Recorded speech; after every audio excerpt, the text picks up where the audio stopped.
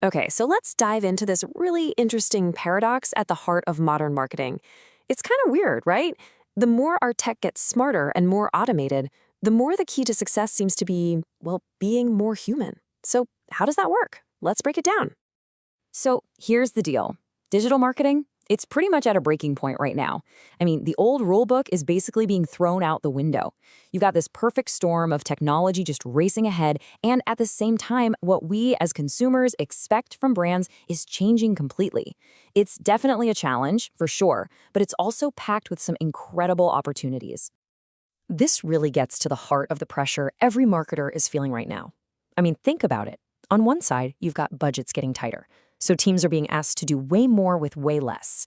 And then on the other side, you've got the tech, especially AI, just exploding. The pace of change is insane. It's a classic squeeze play, and it's happening everywhere. So that squeeze, it brings us to the big question we're going to tackle here. In a world that's getting more and more full of AI and augmented reality and even robots, how on earth do you connect with actual people? How do you make a real, genuine connection? Okay, so to answer that, we've got to look at what's causing this perfect storm in the first place. And let's start with the big one. And that big one is, of course, AI.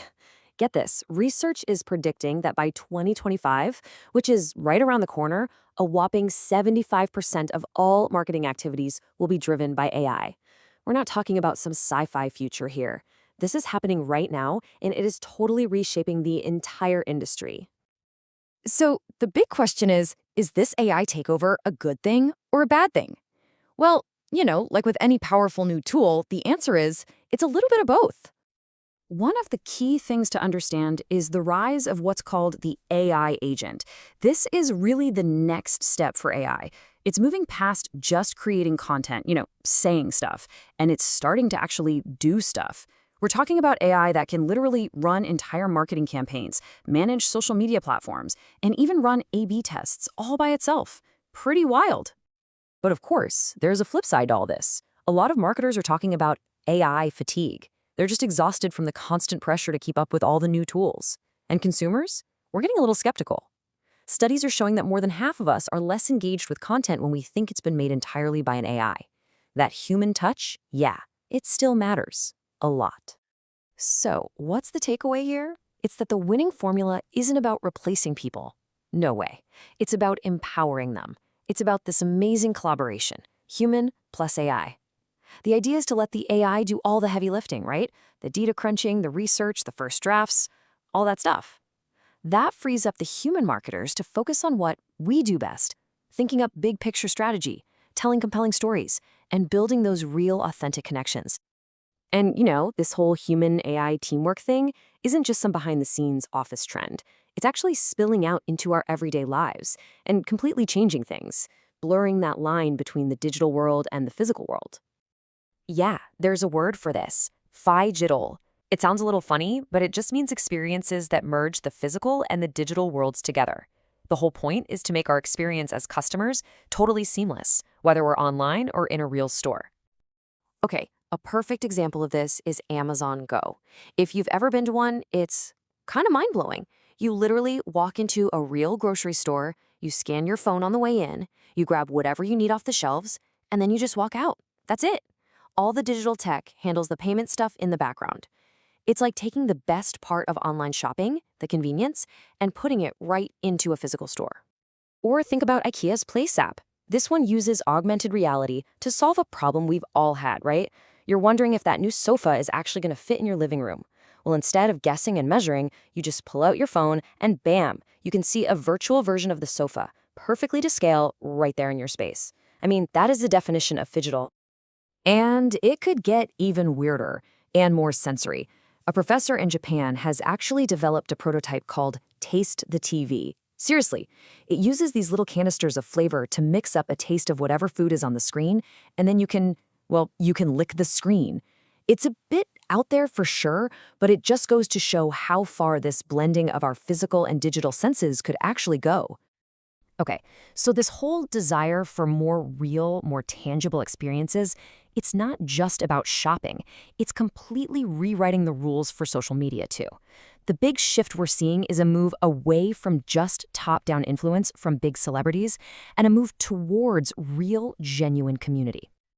You know the old way, right? It was pretty straightforward. You just pay a huge celebrity influencer to post a picture with your product. But the new way, it's way more about collaboration. Brands are starting to realize that working with their actual loyal customers, the people who really love their stuff, to co-create content is way more powerful. And the numbers totally back this up. Think about this. Over 80% of us say that seeing content from other regular users makes us trust a brand more. And get this, a massive 94% of people say they're more loyal to a company that encourages its own employees to share their real stories. The message couldn't be clearer. We trust other people, not just slick ads. So let's step back for a second. When you put all these pieces together, the fact that AI needs a human touch, the rise of these cool phygital experiences, and the big shift on social media towards community, you start to see a single powerful idea connecting everything. And that brings us to something called human-to-human marketing, or H2H for short. And this, right here, is the answer to that big question we asked at the start. It's a whole philosophy that says the goal isn't just about making a sale. It's about building real, genuine relationships with people, relationships based on empathy and respect. There's this quote that just nails it perfectly. The future of marketing isn't technological, it's anthropological. And that's it, right? The biggest challenge for marketers isn't about learning the next hot new piece of tech. It's about getting better at the timeless skill of actually understanding people, what we need, what we feel, and where we come from. And this idea of putting humans first is so important that it even applies to how we interact with machines. There's this emerging concept called human-to-robot marketing, or H2R. And no, it's not about trying to sell a new toaster to a robot. It's about making sure that when we design AI and automated systems, we're designing them to be easy, intuitive, and genuinely helpful for humans. And if you look at the principles behind it, they're all about, well, people. Things like emotional design, which is about making a robot seem approachable so we can trust it. Or clear communication, so an automated system tells you what it's doing. But the most important one is that these systems should always solve human problems. They should be collaborators that help us do better work, not things that are trying to replace us. So you see, even when we're designing for robots, the focus is still and always has to be on people. Okay, to wrap this all up, let's look way down the road at one last kind of mind-bending idea: artificial superintelligence, or ASI. Now, this is still hypothetical, but it's the idea of an AI that becomes smarter than humans in pretty much every single way.